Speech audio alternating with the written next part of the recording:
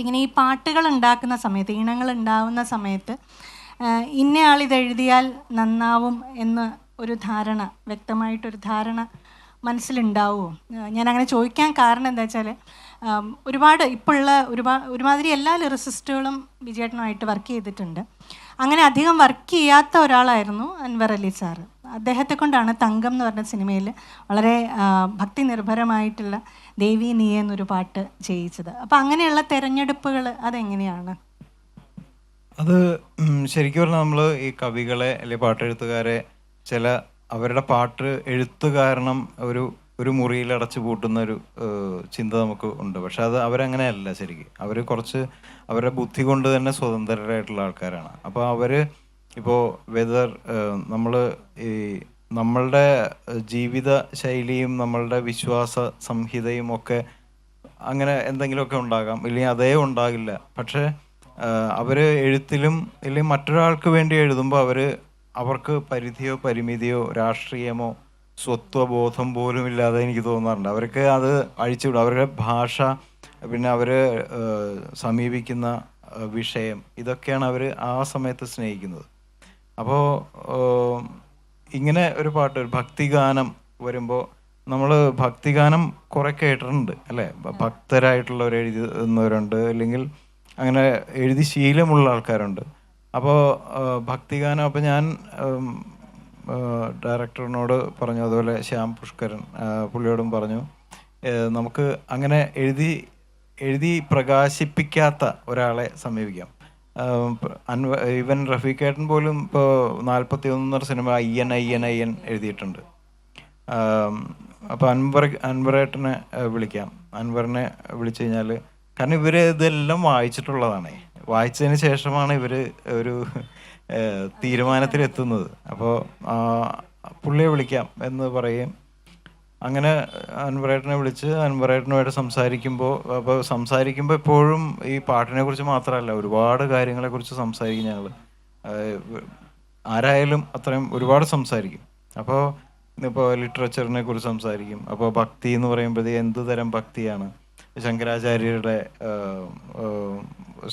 കൃതികളെക്കുറിച്ച് സംസാരിക്കും, ശ്രീനാരായണ ഗുരുവിൻ്റെ കൃതികളെക്കുറിച്ച്. അപ്പോൾ അങ്ങനെ നോക്കി വരുമ്പോൾ ആ പാട്ട്, ഇപ്പോൾ ദേവി നീയേ, ധനലക്ഷ്മി നീയേ, അപ്പം ഞാനൊരു ഹുക്കിന് വേണ്ടിയിട്ട് നമ്മൾ മറ്റേ ഐഗിരി നന്ദിനി എന്ന് പറയുന്ന മഹിഷാസുര മർദിനി സ്തോത്രം, അതിൻ്റെ വെറുതെ ഞാൻ ഹുക്ക് ലൈന്, ഐഗിരി നന്ദിനി നന്ദിതമേദിനി വിശ്വവിമോഹിനി വിഷ്ണുനുതേ ജയ ജയ ഹേ മഹിഷാസുരമർദിനി രമ്യകപർദിനി ശൈലസുതേ എന്ന് അത് വെറുതെ പാടി വെച്ചു. അപ്പോൾ ഭക്തിഗാനമാണല്ലോ. അപ്പോൾ അൻവറേട്ടനോട് സംസാരിച്ചു. അപ്പോൾ ഞാൻ പറഞ്ഞു, ഈ ഫ്രേസ് ഒരുപാട് സിനിമകളിലല്ലാത്തവരും യൂട്യൂബൊക്കെ തുറന്നാൽ റിലീജിയസ് ഇത് എന്നൊക്കെ അടിച്ചാൽ ആദ്യം വരുന്ന ഇതൊക്കെ ആയിരിക്കും. അപ്പം ഞങ്ങളിങ്ങനെ ഇത് വരി മാറ്റാം നമുക്ക്. അപ്പോൾ അതിൻ്റെ മട്ടിൽ നമുക്ക് വരി എഴുതാം. അപ്പോൾ അൻവറേട്ടൻ പറഞ്ഞു ശരി നമുക്ക് എഴുതാം. ഞാൻ പുള്ളി പറഞ്ഞ, എനിക്കിത് ഭക്തി ഒന്നും എനിക്ക് വലിയ ഇതില്ലടാ. ഞാൻ പറഞ്ഞു എനിക്കും വലിയതില്ല, അങ്ങനെ നമുക്ക് ചെയ്യാം.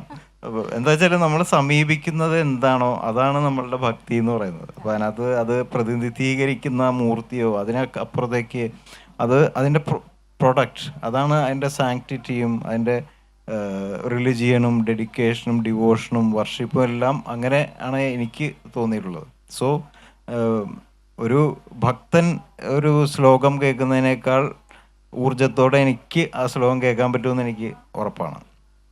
അപ്പോൾ അങ്ങനെ എൻ്റെ പദഘടനയാണെങ്കിലും അതൊക്കെ ശ്രദ്ധിക്കുമ്പോഴേക്കും, അപ്പോൾ അൻവറേട്ടൻ ഇത് കണ്ട ഒരു 5 മിനിറ്റ് കൊണ്ട് ഇപ്പോൾ ഐഗിരി നന്ദിനി നന്ദിതമേദിനി വിശ്വവിമോഹിനി വിഷ്ണുനുതേ എന്നുള്ള വരിക്ക് പല സുഖ ദുഃഖ പലാശികൾ പടരുമൊരാത്മവനാന്ത വസന്തഋതോ എന്നെഴുതി.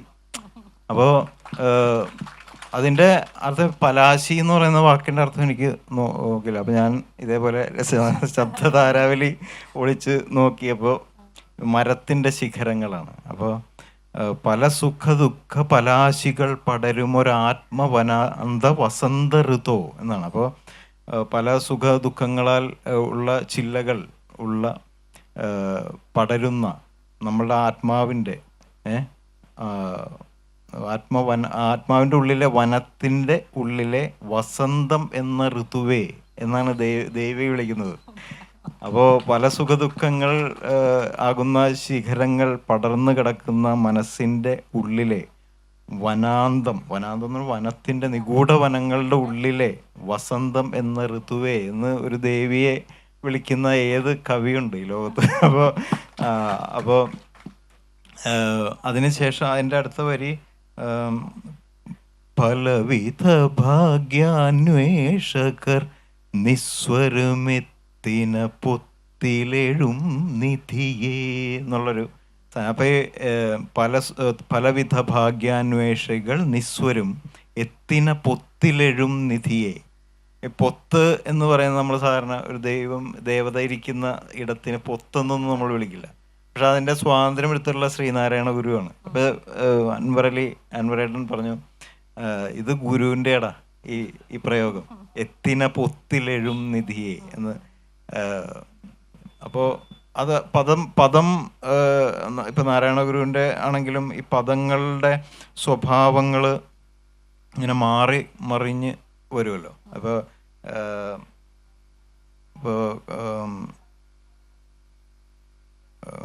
പെട്ടെന്ന് കിട്ടുന്നില്ല. അപ്പോൾ ഗതി നീയടിയന്നു ഗജത്തയുരിച്ചതു കൊണ്ടുട ചാർത്തിയ ചിന്മയനെ എന്നൊക്കെ പറയുന്ന അങ്ങനെയുള്ള പദഘടനയുണ്ടല്ലോ.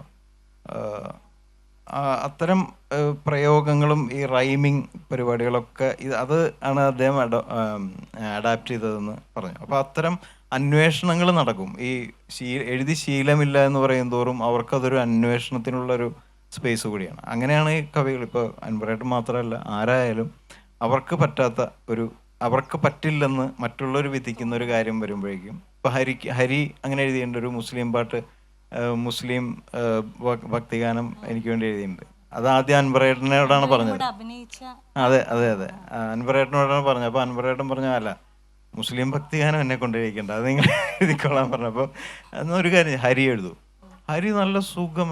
ആലമീനിതിന്നാദിയോനു ഞാനോതിടുന്നിതാ ത്വാഹ ആദിയായ നിൻ റൂഹിനുള്ളിലെ നീരുത്തുള്ളി ഞാൻ മോല എന്ന് പറയുന്ന ഉഗ്രം പാട്ട് അദ്ദേഹം എഴുതി. അപ്പം അങ്ങനെ മാറി വരുമ്പോഴേക്കും അവർക്കൊരു അന്വേഷണം ഉണ്ടാവും, അവർക്കൊരു വെല്ലുവിളി എന്ന് പറയുന്ന ഒരു സുഖകരമായിട്ടുള്ളൊരു വെല്ലുവിളി ഉണ്ടാവും. അത് എനിക്കും വളരെ എക്സൈറ്റിംഗ് ആണ് പലപ്പോഴും.